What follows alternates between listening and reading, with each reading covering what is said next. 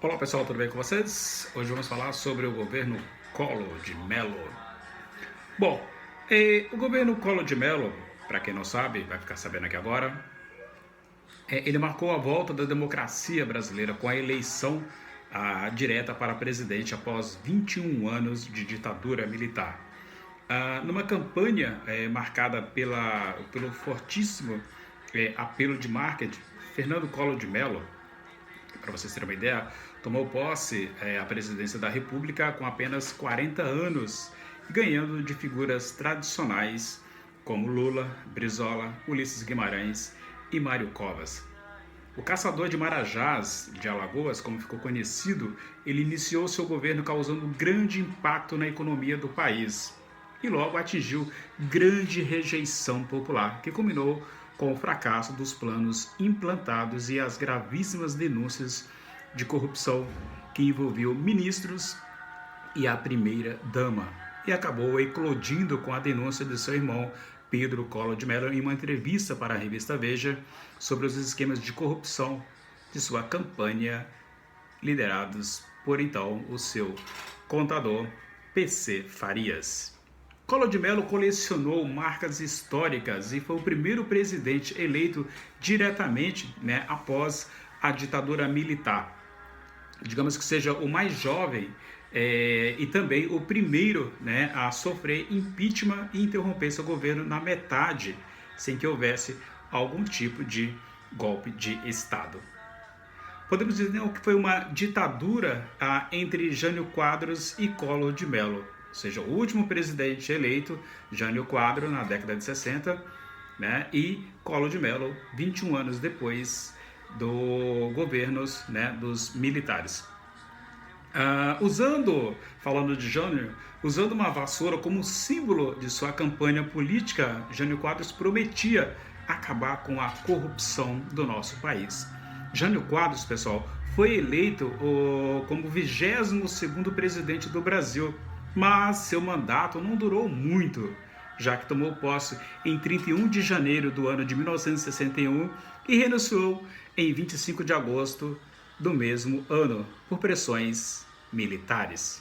E Jânio foi substituído pelo seu vice, João Goulart, que estava em viagem oficial à China comunista. E Jango, com muita controvérsia, e manteve não só os planos de governo de Jânio, como também iniciou as reformas de base e projetos sociais bastante relevantes para aquele período e para a população também. Mas os planos foram mal vistos pelos militares e a classe média, lógico, as elites e empresários, até que foi substituído em 1964 por um golpe militar que durou 21 anos e que deixou um legado triste para a maior parte da sociedade brasileira através de censura, exílio, torturas, desenvolvimento desenfreado, dívidas externas, e omissão. Mas em 1985 surgiram campanhas em todo o país as chamadas diretas já, pedindo não só o fim do regime militar, mas também a volta da democracia e o direito do voto. Sim, o direito do voto para presidente da República. Lembre-se vocês, foram 21 anos de ditadura militar que não houve eleição para presidente, ou seja, uma eleição direta em que você, eu, poderíamos ter votado para elegermos assim então o nosso presidente da República. Então, neste mesmo ano, foram eleitos os civis Tancredo Neves e seu vice José Sarney, mas por meio indireto através da Câmara de Deputados Federais. O povo ficou apenas a observar a eleição de Tancredo e juntamente com o seu vice, derrotando assim então o candidato Paulo Maluf, que era do PDS, que era a antiga Arena e que representava ali a ala conservadora do Brasil. No dia 15, no dia da sua posse, no dia 15 de março de 85, Tancredo Neves foi internado em virtude de uma vesticulite e morreu em 21 de abril do mesmo ano. E Sarney assumiu o governo, sendo o primeiro presidente civil após a ditadura. Junto à sua posse de Sarney, também ocorreu a dos deputados constituintes que fizeram a nova Constituição Federal, inclusive instaurando as eleições diretas para presidente já em 1989, quando Collor vai ser eleito então. A principal marca do governo de Sarney, a superinflação, né, por ano girava em torno de 235%, eu disse 235% ao ano em média, um verdadeiro colapso, né, na economia, e criou assim vários planos econômicos e mudanças na moeda em tentativas, todas elas frustradas, de conter o naufrágio, e foram as promessas de levantar a economia do país, restaurar a democracia e a autoestima dos brasileiros, que ilustraram os discursos dos candidatos à presidência da República, né? E a população já estava ali ansiosa por eleições diretas, e nomes famosos como Leonel Brizola, Lula, Maluf, Mário Covas estavam presentes na vasta lista de 22 candidatos. Sim, 22 candidatos e de novos partidos, mas era um desconhecido que despontava desde o início. Com uma campanha semelhante a Jânio Quadros, Fernando Collor de Mello também prometia acabar com a corrupção. Ele também prometeu acabar com a corrupção do país, prometendo acabar com os marajás da política, um caçador, e mudar a economia do país. Collor fez campanha com um forte apelo de marketing, demagogia e exibicionismo. Sim, Collor era um verdadeiro exibicionista, né, com frases de efeito que convenceram a população de que era o candidato certo para acabar com a corrupção. Mesmo assim, né, com essa mesma bandeira de combate, né, à corrupção, que foi a mesma de Jânio, mas o seu perfil, né, era o oposto. Ele era jovem, carismático e rico. Collor fazia então parte de uma tradicional família de Alagoas com histórico político, né, e donos de rede de comunicação da região. Ou seja, tinha o apoio de empresários, indústrias e elite, logicamente, da mídia, que geraram ali então inúmeras controvérsias sobre a manipulação e favorecimento, e, curiosamente, também atraiu as camadas mais pobres da população, chamadas de descamisados. Era o que Collor chamava os pobres, descamisados, assim como ele chamou os carros brasileiros de verdadeiras carroças.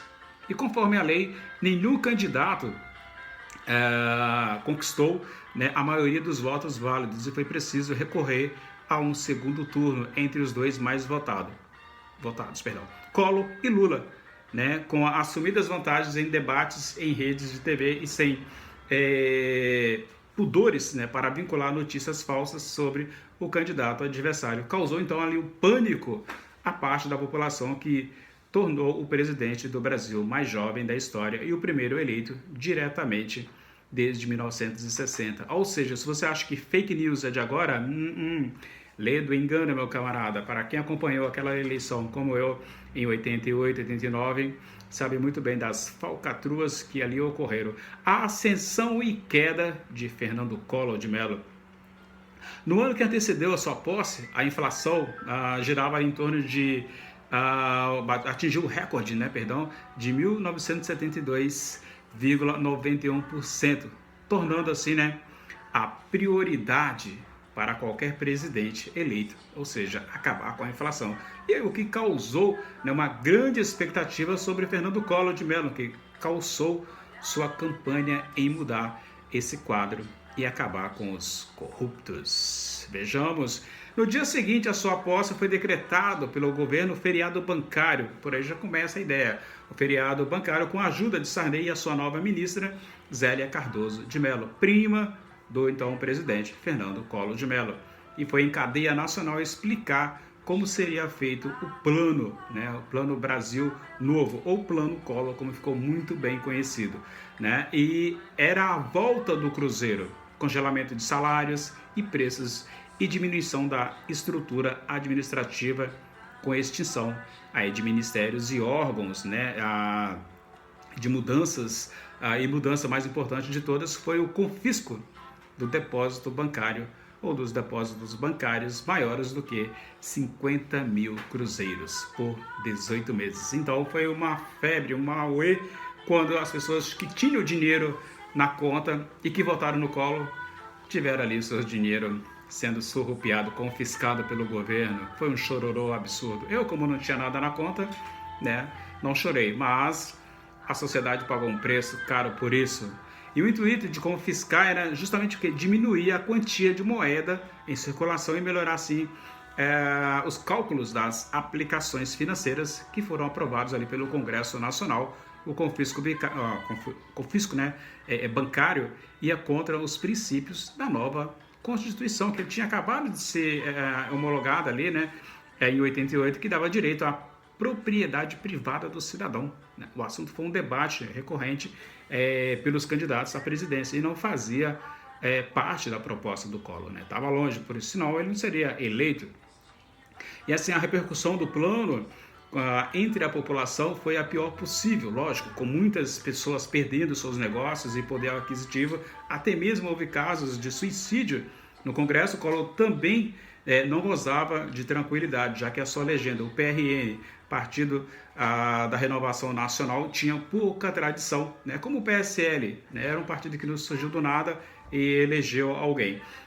Tinha pouca tradição política e também pouca representatividade no Congresso. E o próprio Collor, para vocês terem uma ideia, não se sentia à vontade de negociar com os parlamentares para que seus projetos ali fossem aprovados. Né? E para compor o seu ministério inicial, Collor optou por perfis chamados técnicos e também acadêmicos contra a composição de políticos de carreira, né, até ceder em 1992, quando se instaurou uma grave crise de seu mandato. E o Plano Brasil Novo teve ali um momento de controle, digamos assim, do controle inflacionário, para então não agravar ainda mais a economia junto a essa derrota. As denúncias graves, né, que envolviam pessoas ali ligadas diretamente ao presidente. Iniciou então assim o declínio de Collor de Mello. As denúncias começaram no ano de 1991, culpando ministros, amigos e até mesmo a primeira-dama Rosane Collor, né, em seus atos ilícitos e de corrupção. Qualquer semelhança é mera coincidência. Então as denúncias provocaram ali forte comoção nacional, levando às ruas os chamados caras pintadas, que pressionaram ali o Congresso a realizar o chamado impeachment, o impedimento do presidente. E em 29 de setembro, e com a maioria esmagadora, o processo de impeachment foi iniciado e Collor renunciou antes do resultado do final dado pelo Senado, deixando assim então a vaga de presidente para seu vice, Itamar Franco. E a história você já conhece. Itamar criou o Plano Real, que dura até os dias de hoje, mas isso fica para um próximo vídeo. Ok, se você gostou desse vídeo, que foi um pouco longo, eu agradeço a sua atenção, deixa o seu joinha, inscreva-se no canal, porque é de graça, você não paga nada por isso. Vejo você em um próximo vídeo e até lá, inscreva-se, é de graça, compartilhe, vai ser muito bom para o canal. Obrigado, tchau.